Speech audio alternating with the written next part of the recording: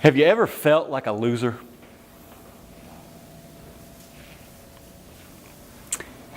May the 29th. It's my high school graduation day. I am up, I'm talking with my dad, I'm excited, I am pumped about what's going to be next for me. And I'm talking with my dad about it, and finally he looks at me and he goes, "Boy?" I always knew my dad was serious when he called me boy. With my mom, it's like my full name, right? Thomas Lee Lanham.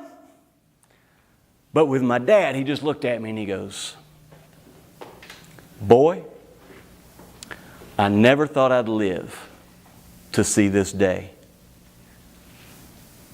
Well, that'll give you confidence, won't it? I'm thinking, what are you talking about?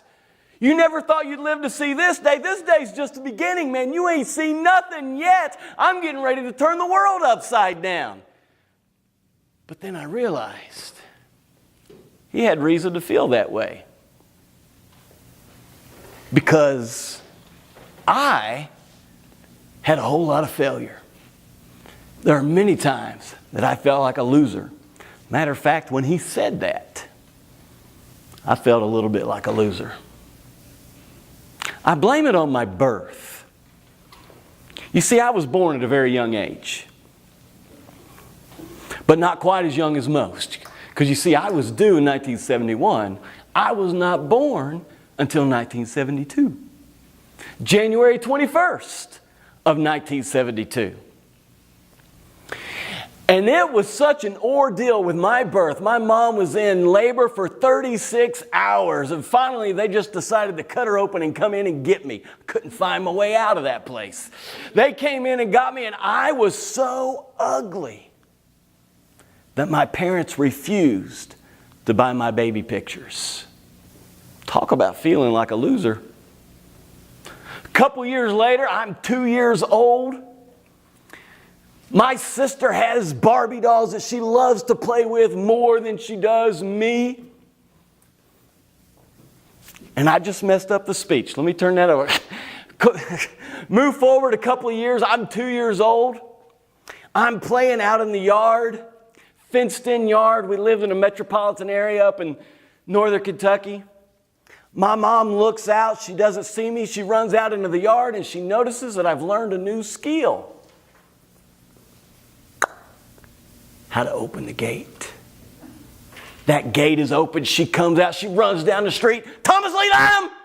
She runs down the other way. "Thomas Lee Lanham!" She runs back into the house. She calls the police. And the police tell her this: "Ma'am, I think we found your son." You see, I had walked several blocks away, across a set of railroad tracks, into a bar, sitting on the stool, chatting with a couple of chicks. I about gave my mom a heart attack. Fast forward a few more years. Now I've got this Barbie doll of my sister's because she loved playing with that Barbie doll more than she liked playing with me. I hated that Barbie doll. I had that Barbie doll in my hands. I got a lighter. I set that Barbie doll's hair on fire. I took that Barbie doll and I put it on my mom and dad's bed. And I walked back into the living room and sat down and continued watching television. That whole room was in flames before anybody knew it because a lot of people were over the house. A lot of them were smoking. The whole house was full of smoke. And so nobody knew it. You see, smoking really is bad for your health. Talk about feeling like a loser. I burnt that house down. We had to move because of that action. And even into grade school, my dad had reason to believe he would never live to see the day of my graduation because I struggled with academics. I felt like a loser in academics. I felt like a loser in athletics. I felt like a loser with the girls. I just felt like a loser. I always enjoyed going to school. Matter of fact, I enjoyed the 6th grade so well, I took it twice. But I always struggled. Even when I got into college, I continued to struggle. I'm one of those guys that squeezed a 4-year degree into 6. And I was able to finally graduate college with an impressive 2.3 GPA. But something happened after I graduated college.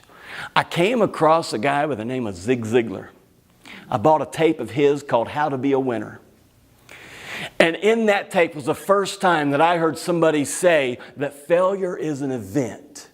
It is not a person. And I thought, wow. I may have failed in life, but that does not make me a failure. I no longer have to settle for here, where I am now, the failures I've experienced, because I know that I have a there waiting on me.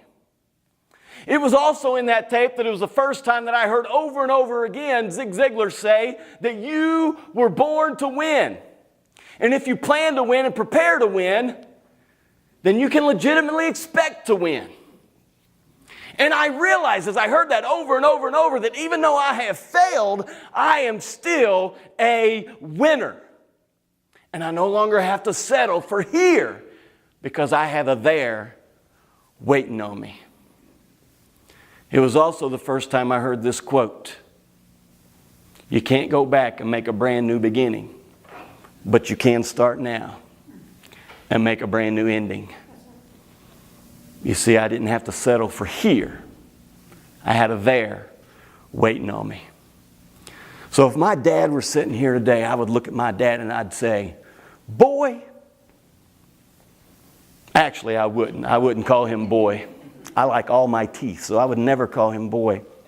But I would look at him and I would say, sir, you have lived to see this day. And might I add, you ain't seen nothing yet. Madam Toastmaster.